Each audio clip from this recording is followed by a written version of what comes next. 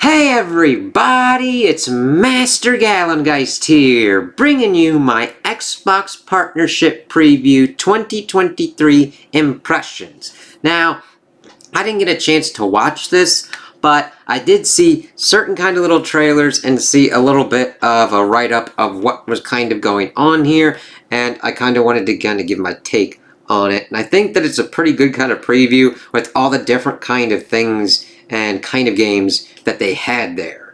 So one of the big ones, we evidently are getting the Metal Gear Solid 3 remake, which is, let's see, like Metal Gear Solid Delta Snake Eater or whatnot. It's kind of weird, but evidently it's like what's going to be done with like modern platforms and developed on Unreal Engine 5. So I'm interested into kind of getting into Metal Gear. I know they're doing a collection, and it's kind of weird that they're doing a remake of the third one first after doing this kind of collection, but I think Konami's mainly just kind of testing the waters to see what's kind of going on and to see how much fan reaction they can get, how many sales they can get, which I'm not completely against because Konami has done stupid fucking shit and let their gaming segments languish more than they should. So we'll see how this kind of works out, how like retuning and remaking Metal Gear Solid 3 will be and how to work on different kind of consoles, and I'm glad that it's kind of going to be everywhere and on Xbox. They also gave a look at Alan Wake 2, which is kind of weird because it's coming out this month.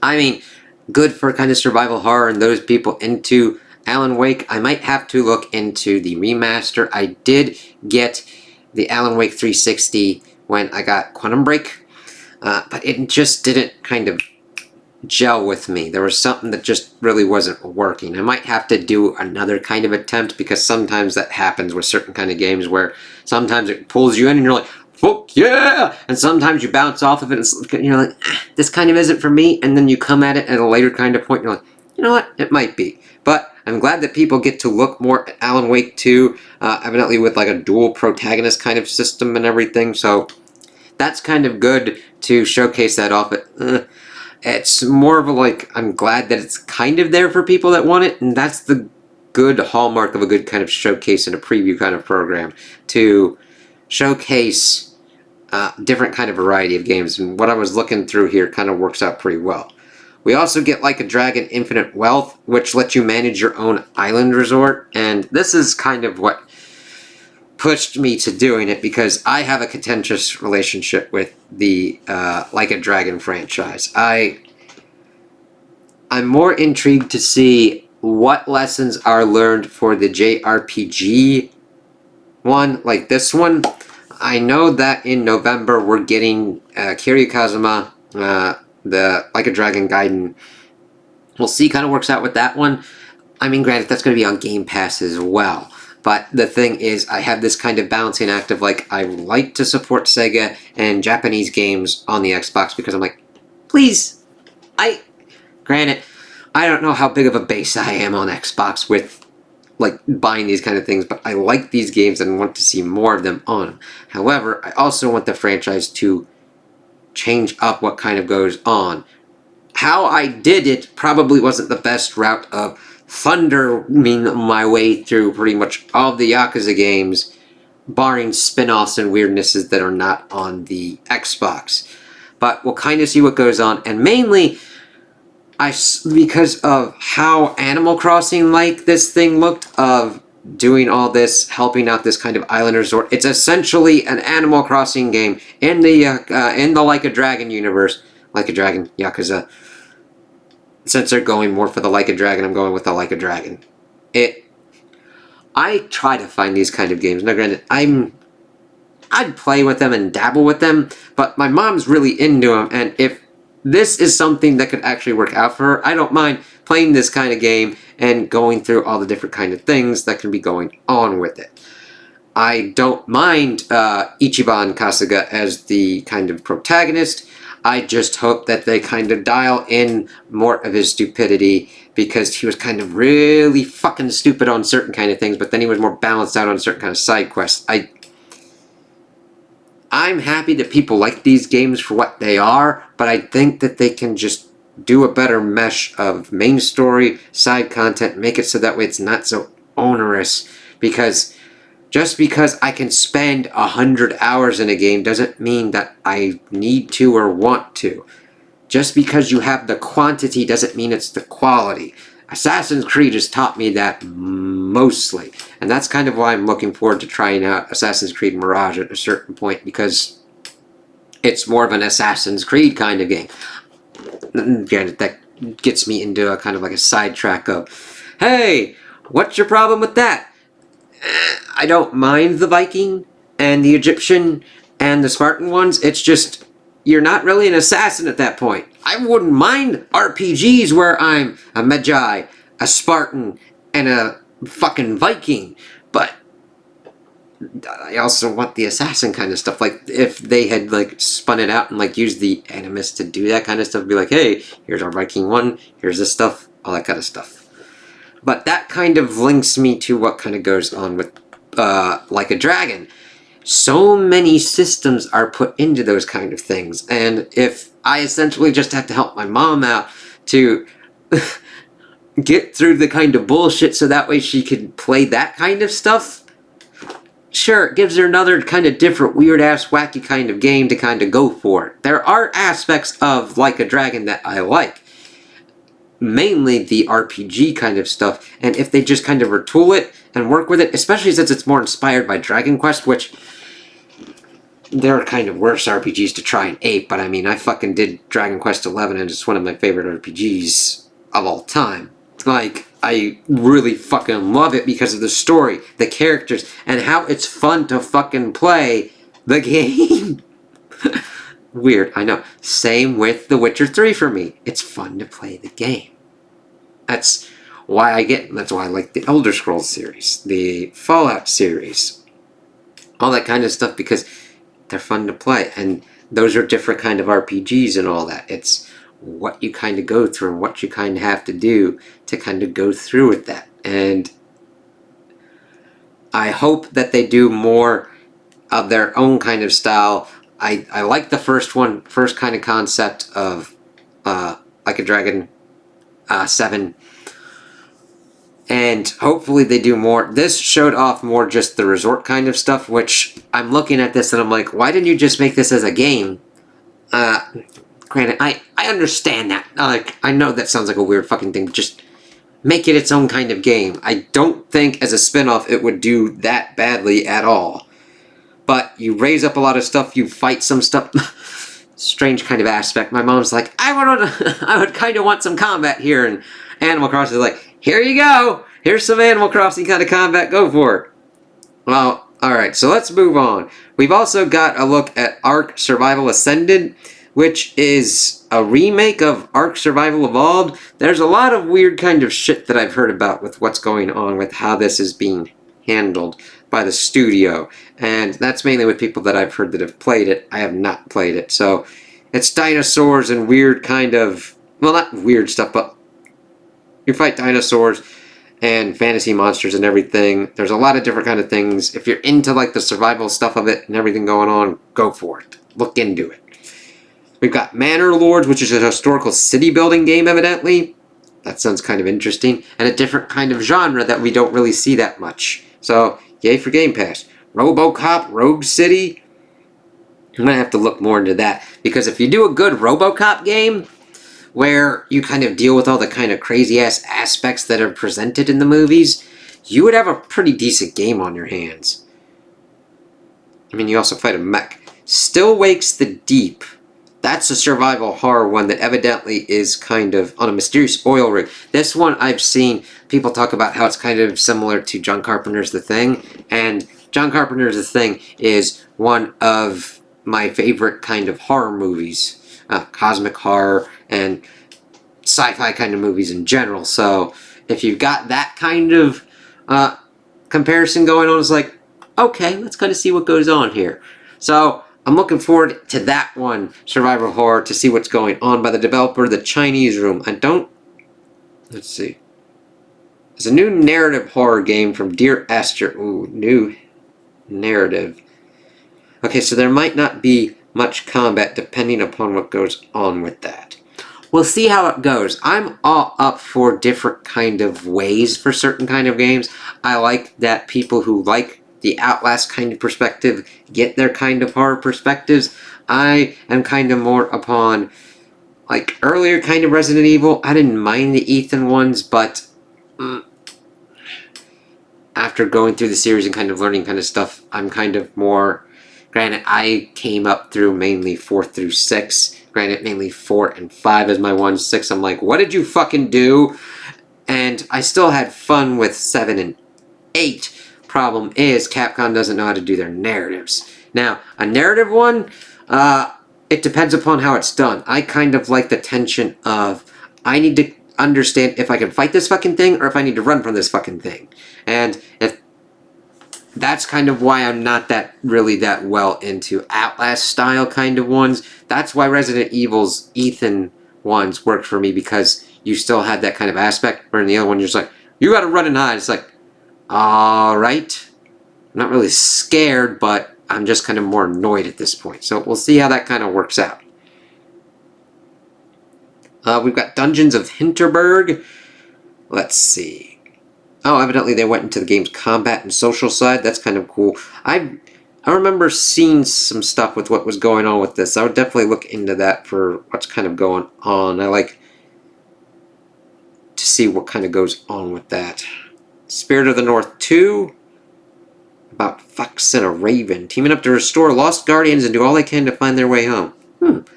Action-adventure kind of one. Sounds pretty interesting. And then the finals is a free-to-play, team-based competitive shooter. I am not into free-to-play kind of stuff.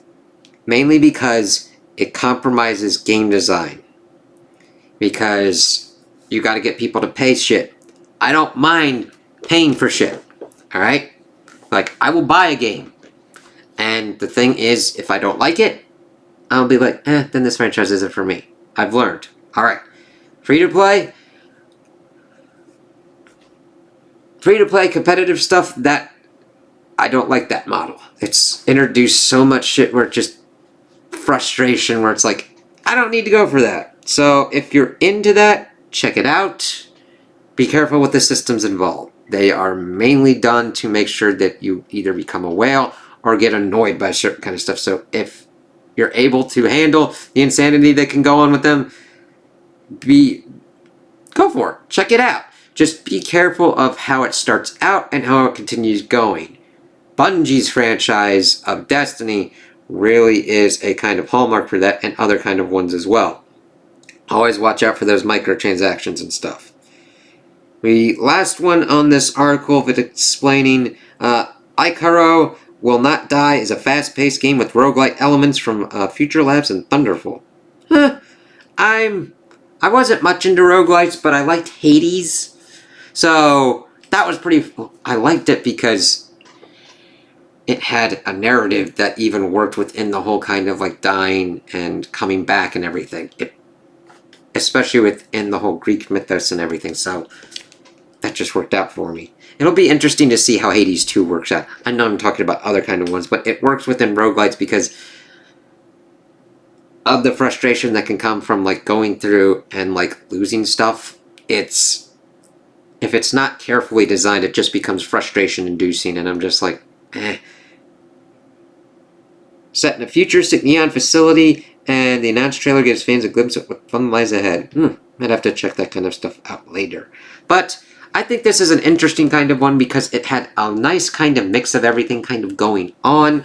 I know I talked about most of Like a Dragon Infinite Wealth, but that's the one that pretty much came out for me, that really kind of grabbed me for this showcase as I'm reading through it. But the survival horror kind of ones, Alan Wake 2 kind of confused me. I'm glad that Konami's getting more back with the Metal Gear franchise. I would love to see Metal Gear Solid 4 at some point, potentially, on multiple kind of platforms. Honestly, I think that at a certain kind of point, any kind of exclusive on any kind of platform should be opened up to other platforms, or at least PC. So that way, a wider range of audiences can enjoy these kind of things. Now, No, I would even go so far as to go with that for Nintendo. I'm mainly going at this as a game preservation standpoint. If we are able to allow them to be played on various different kind of consoles, and especially on PC, it lets people be able to play through the franchise, understand the franchise, and interact with the franchise. Otherwise, they're just going to be locked on systems and hardware that will be considered obsolete and thrown away and trashed, and then you'll never be able to play them again, which is sad. And I don't think should be the case. We've got books and we've got movies that are able to leap through the various different technological generations that we've had. Books, the most of all, of how we write and record them. If you told me that we would try and lock out Frankenstein, Do Androids Dream of Electric Sheep, The Wheel of Time, the Expanse series, the Stormlight Archives, The Hobbit, Lord of the Rings, the Odyssey, the Iliad, Charles Dickens, Jane Austen, that we get to a certain point, it's like, fuck it. They're going to be locked to something, and then if you can't get to it, you ain't ever going to experience it, you're never going to... That's the antithesis of that and art. And games are art, and they express things, and they make people feel things, and we need those things in places. Okay, that is really weird that I've kind of got on this kind of topic in this kind of preview. Sorry about that. Weird kind of tangents kind of pop up sometimes. That's why I don't script these things. But that... Coming back to my point, I'm glad that we're seeing a remake of Metal Gear Solid. We'll see how it kind of works out. I always side-eye Konami because they go on the gambling and the pachinko machines more than their games, and they decide to pretty much flip off people. It's why I'm almost kind of confused that there are Castlevania shows on Netflix. Mainly, Konami's like, we can get money doing weirder, stupider, fucked up more shit. It's like, you've got a division, and if you treat your game developers right and actually pump out good games with these franchises, you'll be great, alright? Like your Castlevania, any kind of other kind of franchises that are dormant. It's literally insanity to me. There needs to be other kind of working laws or whatnot that if you hold on to certain franchises and just essentially dead them, where you just let them die and stay dead, that they become open and let other people do it. That's what I don't like about when it's consolidated to like Konami, Activision Blizzard with like Guitar Hero and everything. I understand that music rights are very kind of strange. So, but it doesn't...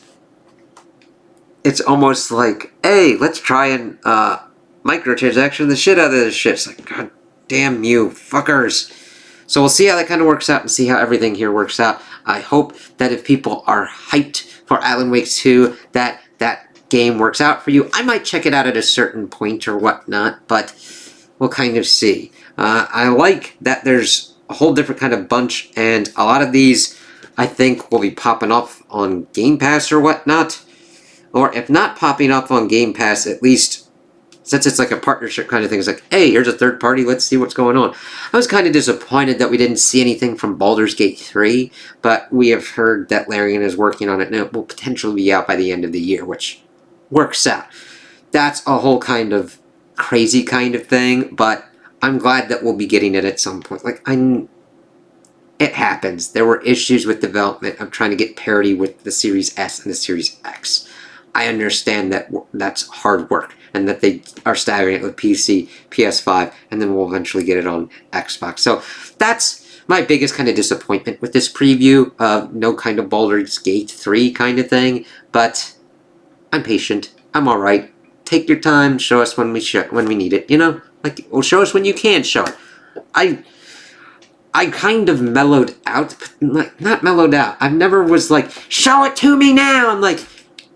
I'm more of like, can we get an update if it's been like eons? Like if I've been waiting almost 5 years for an update on something, to be like, are you guys okay? And it's like, yeah, here's something. Okay, cool. I I never fell into that kind of thing. Even though I can be hyped for certain kind of things, I try and balance it. So I'm like, okay, I could be excited with playing on this, playing what's going on, like these. So we'll see how these kind of work out. Tell me what you guys thought of the showcase, if anything kind of jumped out to you or whatnot, what you're looking forward to and everything. Oh, and Like a Dragon should be popping off in January, barring any kind of unforeseen delays or circumstances. So we'll see. I mean, Like a Dragon Gaiden should be coming with a demo for Like a Dragon Infinite Wealth. So that is interesting, and I support that kind of practice. Demos need to come back, damn it. That's almost why I like Game Pass, because I've utilized that almost as a rental service to test certain kind of games and then buy them. So we'll see kind of what works out for these. Tell me what you guys think in the comments below, and like and subscribe, and I hope you have a good day.